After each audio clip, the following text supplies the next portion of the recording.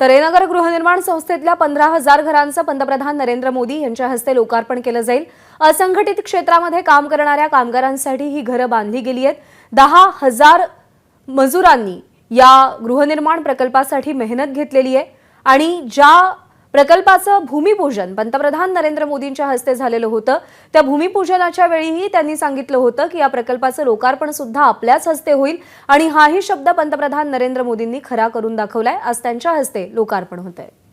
असंघटित कामगारांसाठी देशातला सर्वात मोठा गृह प्रकल्प सोलापुरातल्या कुंभारी येथे साकारतोय। देशाचे पंतप्रधान नरेंद्र मोदी यांच्या हस्ते या प्रकल्पाचं लोकार्पण होतंय। भाजपचे आमदार राम सातपुते आपल्यासोबत आहेत। दादा, देशातला सर्वात मोठा प्रकल्प आहे। भाजपचे म्हणता येणार नाही पण देशाचे पंतप्रधान नरेंद्र मोदी या प्रकल्पाचं उद्घाटन करताय, कारण राजीव गांधींच्या नावाला नेसलेली योजना, काँग्रेसने केलेले प्रयत्न, सगळ्या पक्षाविरोधात भूमिका घेऊन तुम्ही हे सगळं लोकार्पण करताय। कशा पद्धतीने बघताय सगळं? नेहमीच मोदीजींनी त्या ठिकाणी राजकारणाच्या पलीकडे जाऊन गोरगरीब जनतेचं कल्याण झालं पाहिजे याची भूमिका घेऊन त्या ठिकाणी मोठ्या प्रमाणात प्रयत्न केले।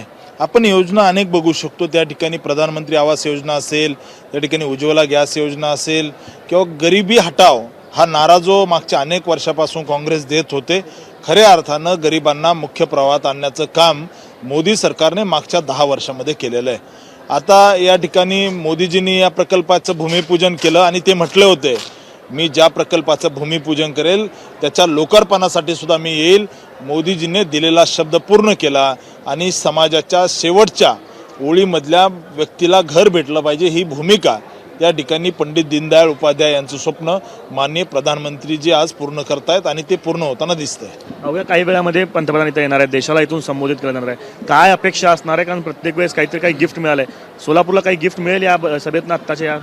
निश्चित मोदीजींच्या प्रत्येक शब्दामध्ये या देशाला त्या ठिकाणी ते नुसते स्वप्न दाखवत नाही तर ते पूर्ण करण्याचं काम करतात। मला विश्वास आहे की मोदीजींच्या आजच्या सभेतून देशभरातील काश्मीरपासून कन्याकुमारीपर्यंत आणि नॉर्थ ईस्टपासून पूर्ण देशभरामधील सामान्य व्यक्तीला त्या ठिकाणी मुख्य प्रवाहात आणण्याचं त्यांचं स्वप्न या सभेमधून साकार होतानाचं ते त्यांच्या भाषणामधून दाखवतील। तर देशातलं राम मंदिराचं एका ठिकाणी लोकार्पण होत आहे आणि दुसरीकडं इतक्या लोकांचं, कष्टकऱ्यांसाठीचं घरांचं लोकार्पण होत आहे। भाजपची ही रणनीती पुढच्या काळामध्ये लोकसभेच्या दृष्टिकोनातून किती महत्त्वाची असणार आहे? कारण हे सगळे वोटर्स आहेत आपले।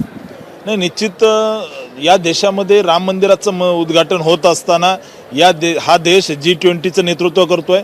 या देशामध्ये राम मंदिराचं उद्घाटन होत असताना सोलापूरमध्ये 30,000 गोरगरीब जनतेला घरं भेटत आहेत। या देशामध्ये राम मंदिराचं उद्घाटन होत असताना हा देश चंद्रावर चाललाय। खऱ्या अर्थानं भारत आता महाशक्ती म्हणून किंवा विश्वगुरू म्हणून जगाच्या समोर एक मोठ्या शक्तीने उभा राहणारा देश माननीय प्रधानमंत्रीजी नरेंद्रभाई मोदी यांच्या नेतृत्वामध्ये पुढे येत आहे। देश पुढे जाणारा म्हणून जगामध्ये येतोय आणि त्याच पद्धतीनं एकीकडे राम मंदिराचं लोकार्पण होत असताना सोलापुरात असंघटित कामगारांसाठी सगळ्यातील मोठी वसाहत साकारते, याचा आनंद असल्याच्या प्रतिक्रिया सोलापुरातील भाजप लोकप्रतिनिधींकडून दिल्या जात आहेत। कॅमेरा पर्सन युकांतीसह आफताब शेख, ABP माझा, सोलापूर। तर पंतप्रधान नरेंद्र मोदींच्या या दौऱ्याची सगळ्यांनाच उत्सुकता आहे। 15,000 असंघटित क्षेत्रातल्या कामगारांना आज त्यांच्या हक्काचं घर मिळणार आहे। ABP माझा, उघडा डोळे बघा नीट।